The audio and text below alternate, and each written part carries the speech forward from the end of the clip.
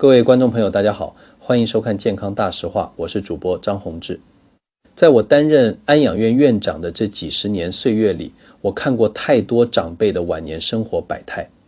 有些人过得从容自在，笑口常开，有些人却是眉头深锁，晚景凄凉。生老病死是每个人都必须面对的自然规律，但是如何在这个规律中为自己安排一个有尊严、安稳的晚年，却是一门需要极大智慧的学问。最近，我看到一位退休的国立大学老教授分享了他对全天下老年人的深刻忠告。这些话语非常写实，字字句句都切中我们现代社会的痛点。许多长辈听了之后都忍不住红了眼眶，心里更是五味杂陈。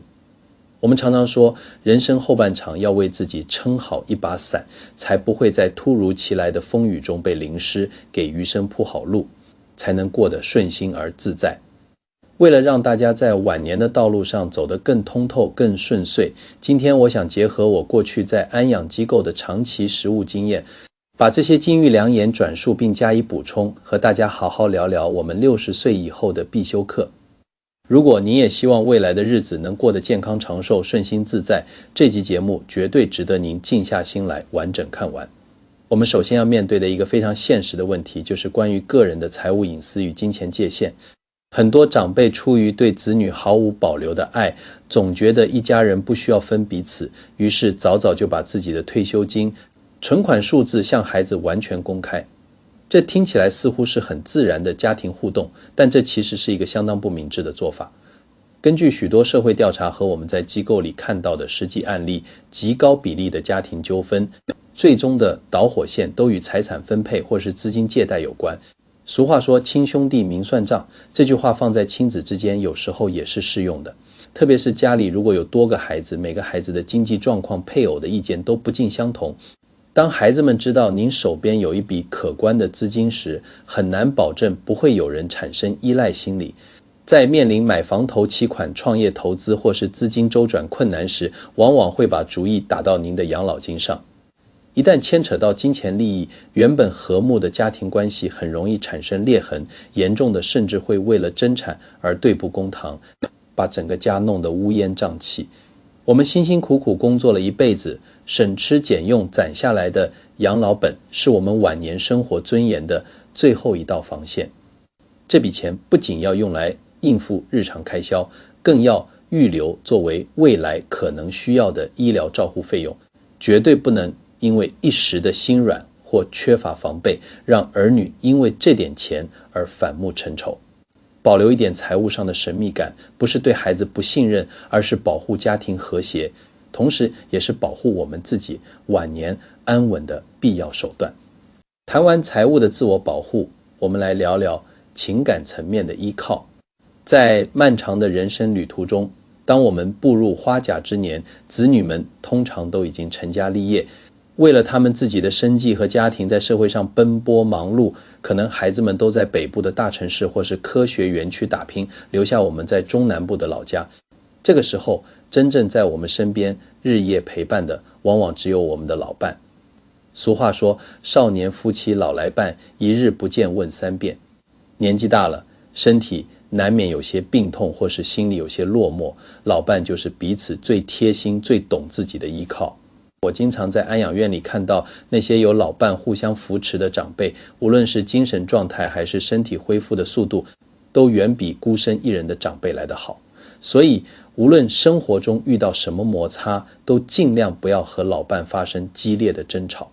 回想一下，两个人携手走过几十年的风风雨雨，共同经历了无数的艰难困苦，难道晚年还要在一些鸡毛蒜皮的生活琐事上争个输赢吗？老伴是这个世界上唯一可能陪您走到人生终点的人，这份情谊比什么都珍贵。多一点包容，少一点计较，珍惜彼此相处的每一天，千万别因为一时的脾气，把最重要的人给推远了。失去之后的孤独和悔恨，是任何事物都无法弥补的。接下来这个话题，可能很多长辈听了心里会有些抗拒，那就是关于照顾孙子这件事。在我们传统的观念里，含饴弄孙是晚年幸福的象征，许多长辈甚至认为帮忙带孙子是自己义不容辞的责任。但是时代真的不同了。如果还抱持着不仅要出钱还要出力的心态去照顾孙辈，最后往往会让自己身心俱疲。根据相关研究显示，有超过60%帮忙带孙子的长辈长期处于过度劳累的状态。小孩子的精力旺盛，长辈的体力和骨骼关节根本无法负荷长时间的抱扛和追逐，很多长辈因此引发了严重的腰椎或膝盖问题。更重要的是，现代年轻人的育儿观念和我们过去的经验有着巨大的差异。我们可能觉得给孩子吃饱穿暖就好，但现在的父母讲究各种科学育儿、营养搭配和心理教育。当观念发生冲突时，长辈出钱出力，往往还落得一个不被谅解的下场，甚至引发严重的世代矛盾。这简直就是搬起石头砸自己的脚，得不偿失。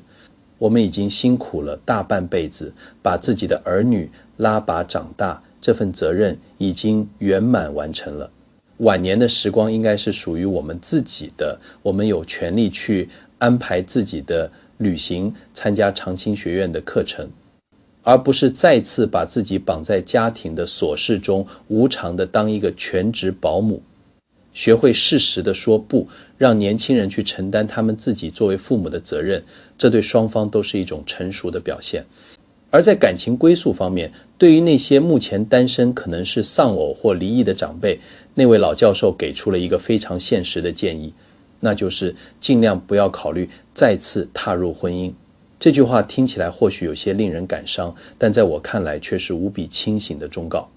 晚年再婚被社会上称为半路夫妻，这种关系要走到最后，其实面临着难以想象的挑战。到了这个年纪，每个人背后都有各自错综复杂的家庭关系、子女态度以及台湾法律上特留分等财产分配问题。这些现实因素往往会成为再婚夫妻之间无法跨越的鸿沟，很难真正做到年轻时那种毫无保留的相互理解与支持。在安养院里，我看过不少因为晚年再婚而导致财产纠纷，最后孤苦无依的案例，也有因为双方子女互不相让而导致老人晚年生活在充满敌意与算计的环境中。与其去冒这样的风险去适应一个全新的家庭和生活习惯，倒不如学会享受一个人的自在生活。一个人的生活其实有很多好处，您可以自由自在地安排时间，想吃什么就煮什么，想去哪里就去哪里，不需要去迎合或顾虑另一个人的生活节奏与情绪。把时间和精力投资在自己身上，结交几位志同道合的老朋友，这样的晚年生活同样可以丰富多彩，而且少了许多不必要的烦恼和牵绊。与生活品质息息相关的另一个关键就是您的居住环境。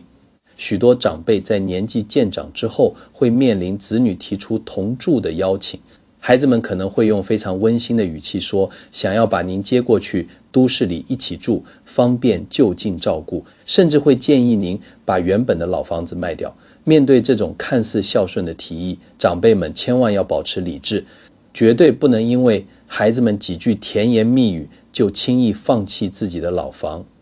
子老房子不仅仅是一个居住的空间，它承载了您大半辈子的回忆，是您情感的根基，更是您晚年生活最坚实的避风港。老家附近的传统市场、熟悉的邻居、看习惯的诊所医生，这些都是维持晚年生活安定感的重要元素。一旦把房子卖了，搬去拥挤的都市和子女同住，生活空间狭小，作息时间的不同，都可能在日后产生无数的摩擦。寄人篱下的感觉绝对比不上住在自己的房子里那样踏实和安心。如果真的面临经济需求，台湾现在也有以房养老等政策可以运用。守住自己的房子，就是守住晚年的尊严、自由与最后的退路。讲到这里，我们必须建立一个非常重要的心理建设，那就是无论您和孩子们的关系有多么亲密，当我们逐渐老去，一定要懂得一个叫做乌鸦法则的道理。在大自然中，乌鸦妈妈为了让小乌鸦能够独立生存，会在小乌鸦羽翼渐丰的时候，狠心将它们从温暖的巢穴里推下去，逼迫它们学会自己展翅高飞。我们人类的社会虽然充满情感，但这个法则依然适用。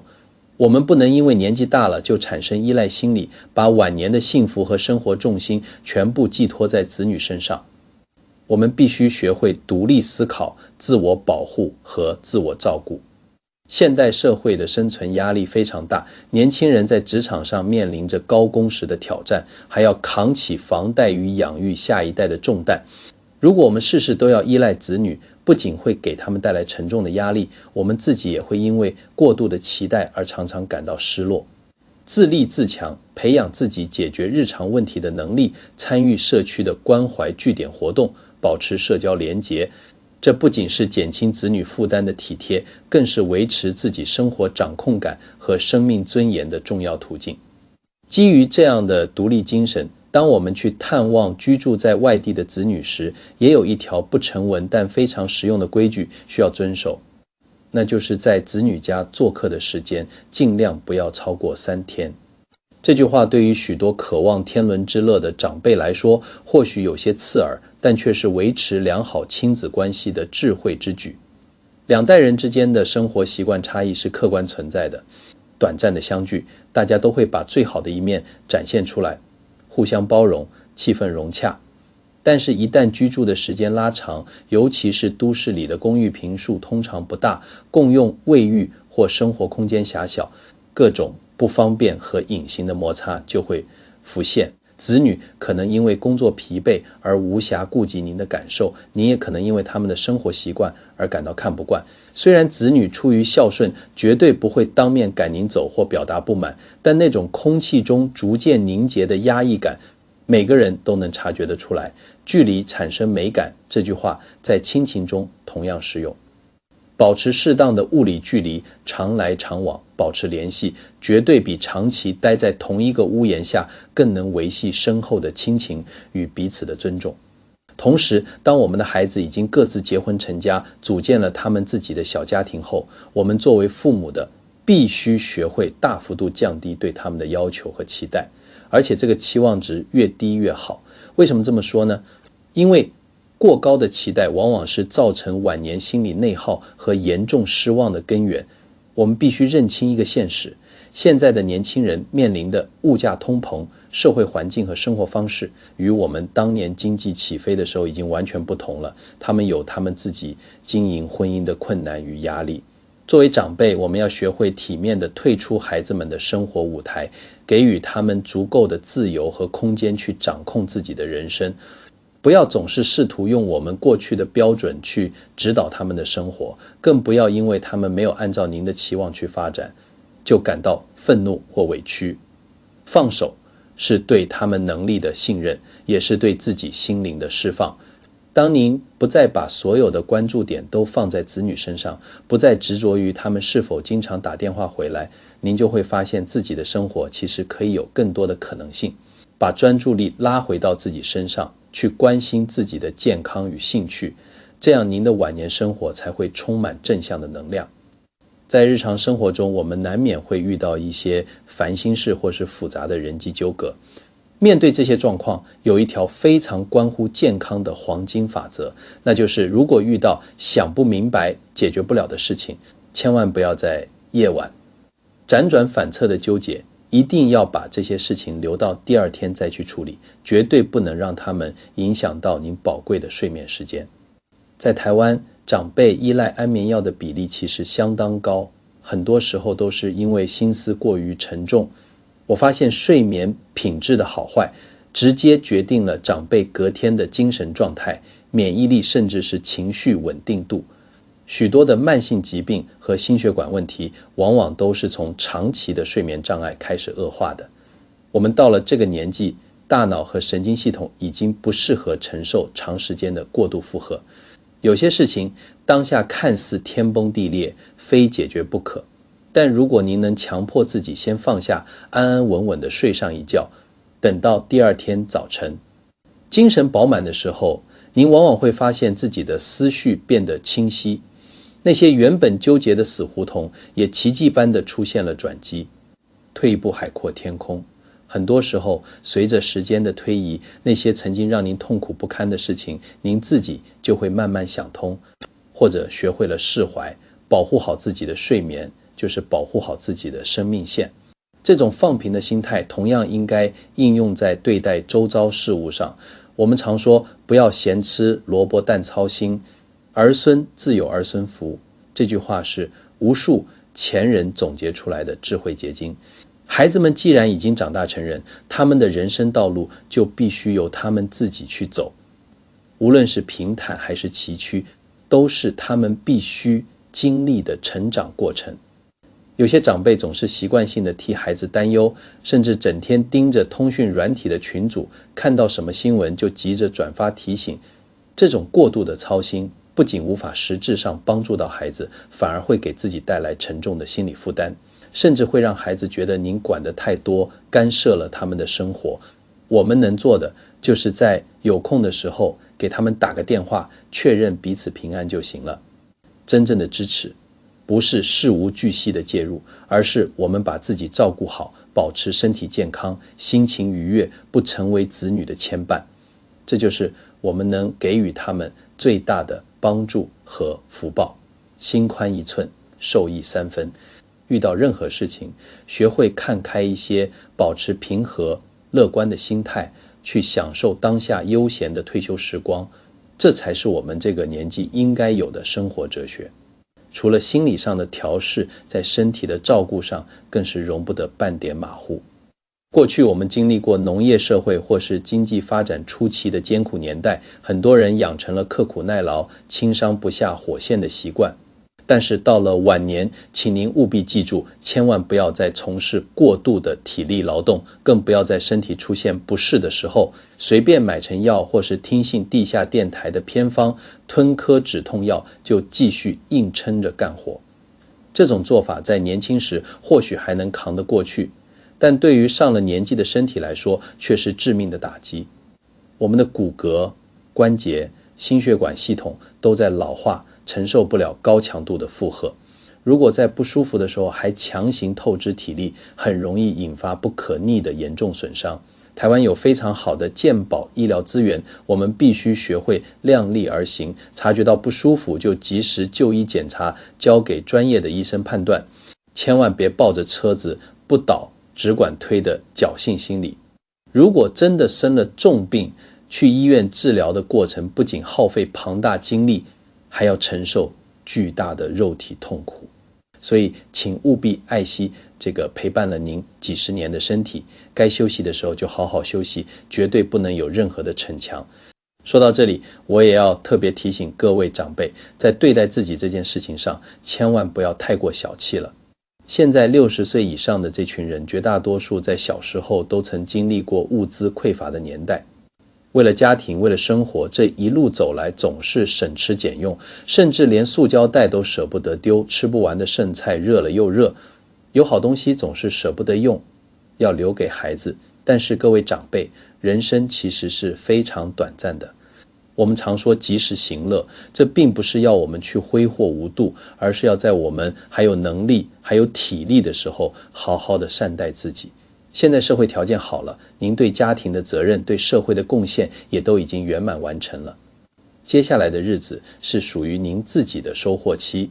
那些漂亮的新衣服该穿就穿，那些一直想去品尝的美食该吃就吃，那些在心里规划了很久的旅行，无论是搭高铁去南部走走，还是出国去日本赏樱花，只要身体允许，经济许可，想去玩就勇敢的出发吧。不要再亏待自己，不要让人生留下遗憾。我们这代人年轻时已经吃了太多的苦，现在是时候让自己享受一下甘甜的果实了。总结以上所有的建议，我们来到了最核心也是最重要的一点，那就是绝对不能忽视您的老本。这里说的老本指的不是银行里的存款，也不是名下的房地产，而是您实实在在的身体健康。身体才是我们面对一切的革命本钱。就像我前面提到的，保持健康的身体，不仅是对自己的生命负责，更是对儿女们最大的体贴与支持。近年来，医学界不断呼吁长辈要注意肌少症的预防，这就是要我们存好身体的骨本与肉本。只有当您的身体强健，您才能够真正去享受美食，去四处旅游，去体验生活的美好，也才能确保不会因为卧病在床而给子女带来沉重的照护压力。健康是一切生活品质的根源和基础，一旦失去了健康，再多的财富也都只是过眼云烟。而要维持这份最宝贵的健康，其实大道至简，只要能够踏踏实实的做好3件事就足够了。第一是吃的营养均衡，补足蛋白质；第二是保持心情开朗愉悦；第三就是要睡得好。良好的睡眠是身体修复的黄金时间，只要把这3件事顾好，您的晚年生活就已经成功了一大半。今天和大家分享了这么多，其实我心里最大的感触是，我们这群长辈经历了大半辈子的时代变迁和风风雨雨，有些传统的观念和生活习惯可能已经在脑海中根深蒂固了。但是这个世界变化的速度太快了，社会结构在改变，人际关系的模式也在演进。为了让我们自己过得更好，我们也必须学会与时俱进，不要总是固执己见，试着用开放的心态去接纳那些新的观念、新的事物，学习使用新的科技，了解年轻人的想法，这会让您的思维保持活跃，不被时代淘汰。老去这件事情绝对不应该是一个消极等待的过程，我们不应该因为年纪大了就觉得自己没有用了，只能被动的接受安排。相反地，我们应该要积极主动的去规划我们每一天的晚年生活，让每一个早晨醒来都有值得期待的事情。无论是参与社区的志工服务，培养新的兴趣，每个人都有他独特的价值等待被发掘。生命的美好不会因为年龄而停止绽放，关键在于您是否愿意用心去浇灌它。今天的节目就进行到这边，非常感谢所有观众朋友的耐心收看。希望我今天转述和补充的这些建议能够为您未来的健康生活和人生规划带来一些实用的启发。如果您认同我今天分享的观点，认为这些大实话对您有帮助，请不要忘记帮这支影片按个赞，也欢迎您将这支影片分享给您身边的亲朋好友，让更多的人能够一起学习如何优雅从容地变老。如果您赞同今天节目中提到的这句身体健康才是最大的老本，请在影片下方的留言区回复一个数字1，或者写下健康第一，让我们一起互相勉励。记住，保持健康是我们一生的必修功课，让我们携手在晚年的时光里继续保持年轻的活力与满满的幸福感。诚心祝福每一位长辈朋友都能健康平安，享受属于您的美好晚年生活。我们下期节目再见。